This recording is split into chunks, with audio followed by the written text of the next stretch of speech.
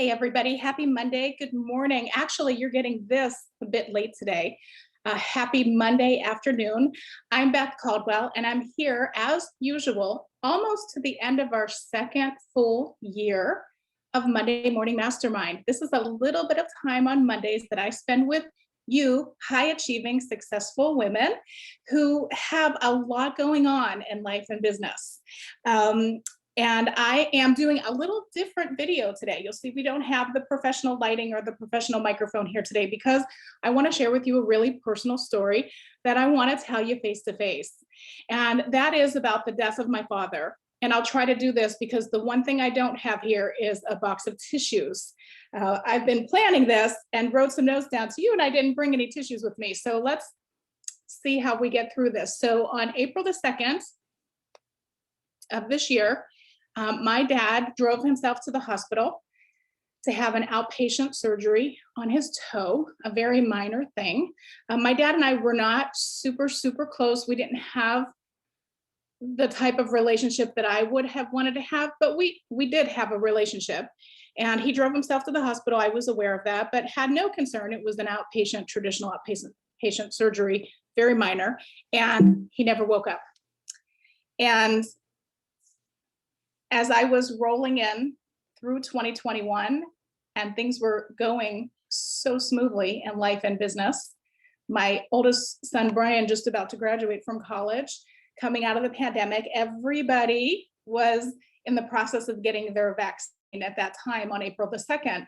So it was such a time of hope, and boy, did things take a turn there. And so the next month, April 2nd was the surgery, and May the 2nd was the morning that he died in hospice.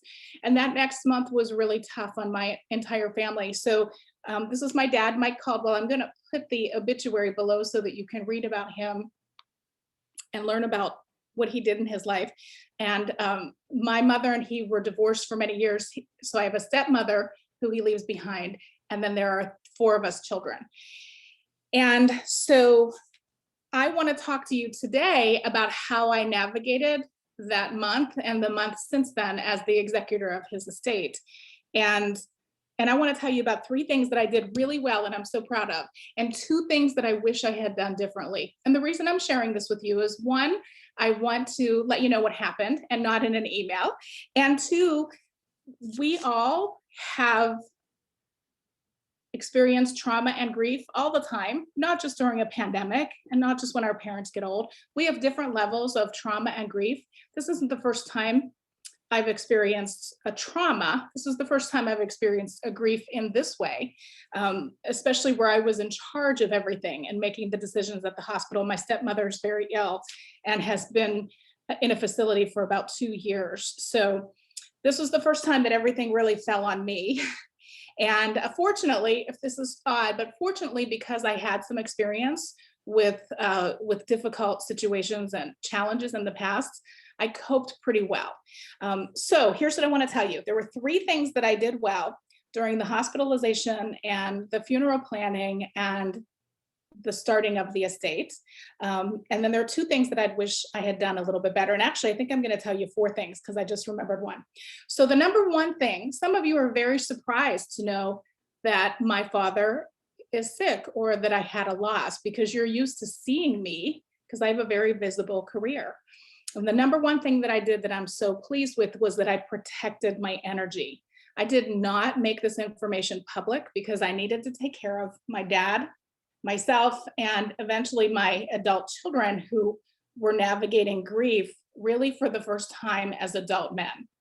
And so by not making it public, and even though I so wanted to reach out and get that like instant jolt of support, by being very conscious of keeping it quiet, that allowed me to protect my own energy and to take care of what was most important at that time.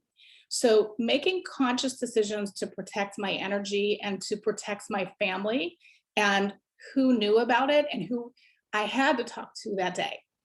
And so by telling absolutely no one what was going on when he was sick, that allowed me to, 1, reduce some drama because I didn't have to keep talking about it over and over again. So this wasn't this wasn't sort of stoicism. It wasn't stoicism, not at all. It was conscious protection of my energy because I'm sensitive and I cry and I get upset.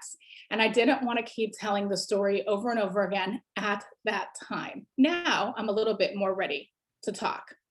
So number two, so number one, I protected my energy. Number two, I had some really significant business systems in place. For example, my Monday morning mastermind video, we didn't miss one.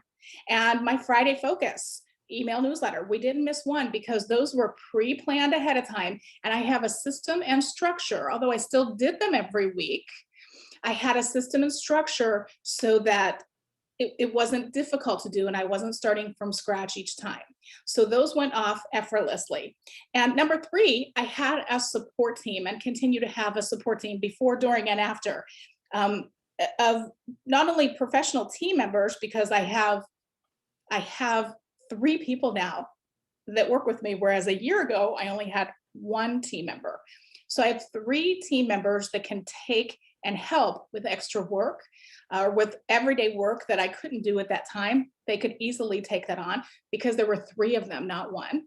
And I also had my own personal support system. Of course, you all know about my significant Paul, you know about my sons and my mom. But I had three or four key friends that I texted and I told them about it. And I knew that they could hold me and help me and love me and care for me. And relying on that support team is something that I had never done in the past. I've always relied solely on myself. So relying on my support team, having some systems in place and protecting my energy, I'm super proud of that. That being said, there were two things that I would not do if I had this to do over again. I continued to see my clients when things got really close to the end and during the end, and I didn't need to do that. I'm a life and business coach, and so people pay me in advance for my services. They pay me at the beginning of the month for the month. And so, and I've set up a nice systemized business. So I don't work 8 hours a day. I only work about 4 hours a day face-to-face with clients. And then my other work is not face-to-face, and that can be more flexible or postponed until next week. But I didn't postpone any of my client time. And that was fine in the beginning when we were just sort of in the hospital and didn't know what was going on. But as things became more serious, I should not have held those appointments. I was still fully present. Having to be only with 2 or 3 clients a day is different than having to be with 7. But as we got closer to the end, I worried that people would think that I was slacking, and nobody would ever have thought that. I certainly would have never thought that if somebody that I purchased services from was having a family crisis. So that was a little flaw and that I wish I had done differently. And the second thing that I wish I had done differently, very easy to look back on, but of course our eating got messed up because we were on the run, constantly going to the hospital every day, sometimes twice a day, half an hour away, and later to hospice. So of course there was not a great eating schedule at that time. And that's to be expected, but I messed up because I stopped taking my supplements and my herbs.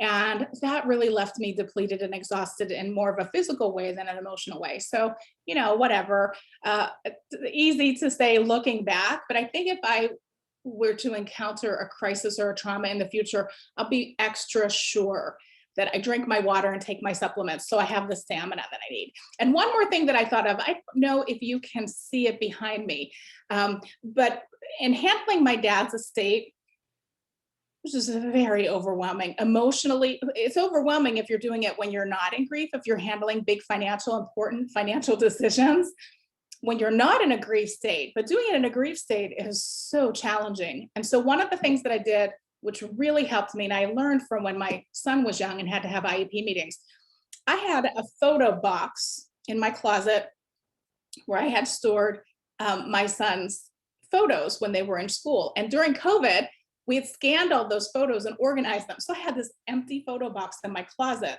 and has a flip lid and it's great. And, you know, it's about this big.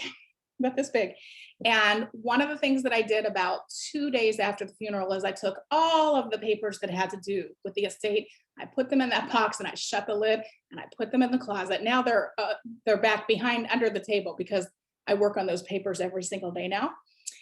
But getting those papers off of my desk really helped. So anything that you're doing that causes a lot of stress for you, maybe it's buying a house or dealing with somebody in your family or yourself with medical bills and lots of financial paperwork, those can be very intimidating and overwhelming. And being able to put those away and not have them in my space was super helpful.